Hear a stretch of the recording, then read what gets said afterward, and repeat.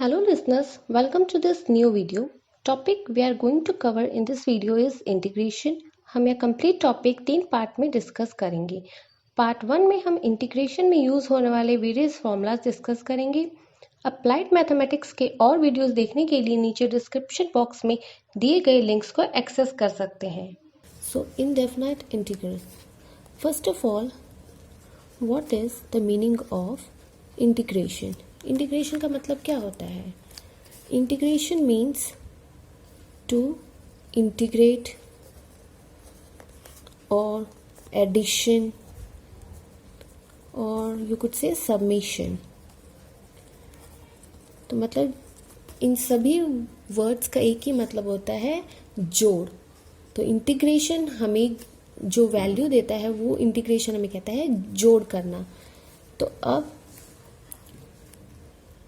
आगे हम देखें, इंटीग्रेशन जो है is a inverse. Integration is a inverse process of differentiation. हमने डिफरेंशिएशन इससे पहले पढ़ चुका है। तो जो इंटीग्रेशन है वो उसका इनवर्स प्रोसेस होता है, किसका? डिफरेंशिएशन का। तो इसीलिए हम इसको एंटी डेरिवेटिव भी बोलते हैं। ठीक है, क्यों? क्योंकि ये डिफरेंशिएशन का इन्वर्स होता है, इसलिए हम इसे एंटी डेरिवेटिव बोलते हैं। या फिर आप एक और वर्ड जो है प्रिमिटिव, ये भी आप कह सकते हो। एंटी डेरिवेटिव, प्रिमिटिव और इंटीग्रेशन, ये सभी वर्ड जो है इंटीग्रेशन के लिए यूज होते हैं, क्योंकि ये उसका इन्वर्स प्रोसेस है। अब हम इनडेफिनाइट इंटीग्रेशन की डेफिनेशन देख लेते हैं। तो इसकी डेफिनेशन क्या है? मान लेते हैं एफ ऑफ एक्स हमारे पास कोई फंक्शन है, then the collection of all antiderivative of f of x is called indefinite integral। इसका मतलब क्या है, हम एग्जाम्पल से समझ लेते हैं। लेट सपोज हमारे पास एफ ऑफ एक्स कोई फंक्शन था, हमने उसको डिफ्रेंशिएट किया। ठीक है, उसका डिफ्रेंशिएशन करने के बाद हमें क्या मिलेगा? मान लेते कोई फंक्शन, हमें इसको डिफ्रेंशिएट करके कोई जी ऑफ एक्स करके कोई हमें फंक्शन मिला है। ठीक है, now if we differentiate F of X plus C, मतलब अब मैंने यहाँ पे एफ ऑफ एक्स के साथ एक कांस्टेंट ले लिया है। ये कांस्टेंट कोई भी नंबर हो सकता है, ए बी सी हो सकता है, या 0 1 2 -1 -2, मतलब कोई भी कांस्टेंट हो सकता है, हमें नहीं पता वो क्या है। तो इसलिए हम ये आर्बिट्री कांस्टेंट लेके चल रहे हैं। तो अगर एफ ऑफ एक्स के साथ हमारा सी आ गया, तब हम इसे डिफ्रेंशिएट करते हैं तो क्या आएगा? अब ये डिफ्रेंशिएशन अलग अलग हो सकते हैं। तो F D by D x of F of x का डिफ्रेंशिएशन हो जाएगा जी ऑफ एक्स, प्लस सी हमारा कॉन्स्टेंट है, उसका डिफ्रेंशिएशन 0 हो जाएगा। ठीक है, तो अब इस यहाँ देखो, जब हमने एफ ऑफ एक्स को डिफ्रेंशिएट किया तब हमें जी ऑफ एक्स मिला।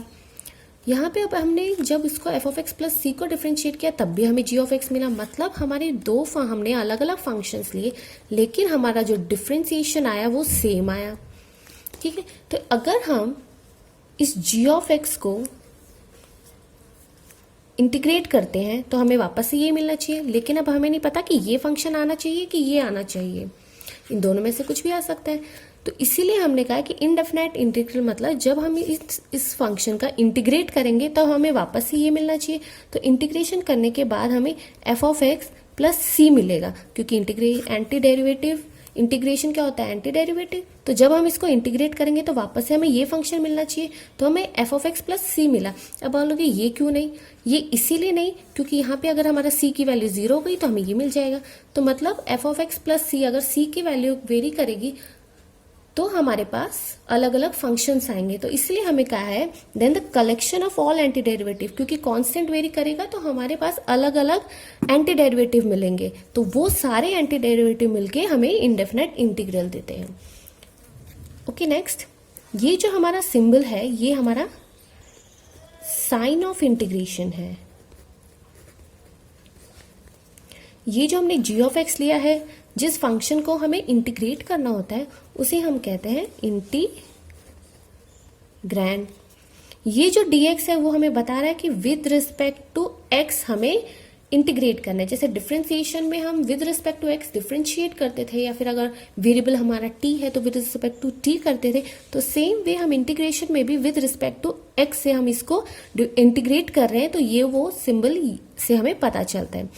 नेक्स्ट हमारा जो एफ ऑफ एक्स जो हमारा आया है, इसको इंटीग्रेट करके जो हमारा आंसर आया है, इसको हम कहते हैं इंटीग्रल, या आप कह सकते हैं प्रिमिटिव, या आप कह सकते हैं एंटी डेरिवेटिव। ये सभी एक ही वर्ड है।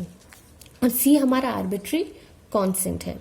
तो फॉर्मूलेज हम वही करेंगे जो हमने डिफरेंशिएशन में कर रखे थे, हम उसी के फॉर्मूलेज को अब देखेंगे कि वो इंटीग्रेशन में कैसे वेरी करते हैं। सो फर्स्ट फॉर्मूला हमारा है D by D x of x की पावर एन का होता है एन इंटू एक्स की पावर एन माइनस एन।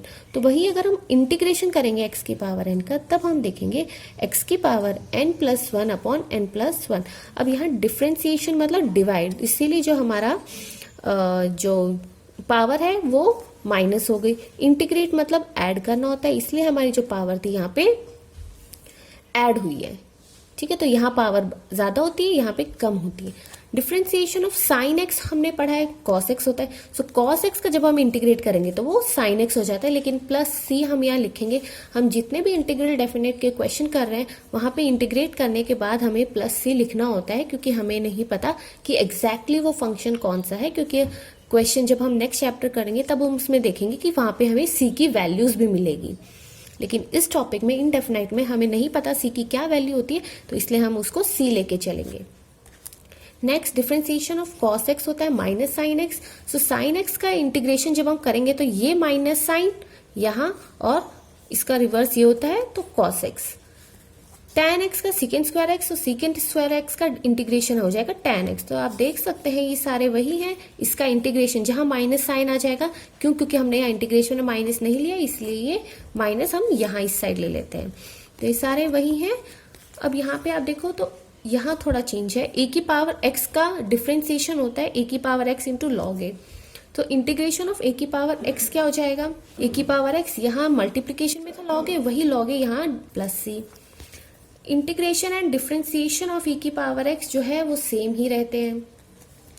अब डिफरेंशिएशन ऑफ लॉग एक्स की वैल्यू होती है 1 अपॉन एक्स, लेकिन 1 अपॉन एक्स का इंटीग्रेशन लॉग एक्स होता है। लेकिन कई बार बच्चे ये अगर आपको इंटीग्रेशन ऑफ लॉग एक्स पूछ लेंगे तो आपको इसका वैल्यू 1 अपॉन एक्स नहीं लिखना है, क्योंकि वो डिफरेंशिएशन होता है।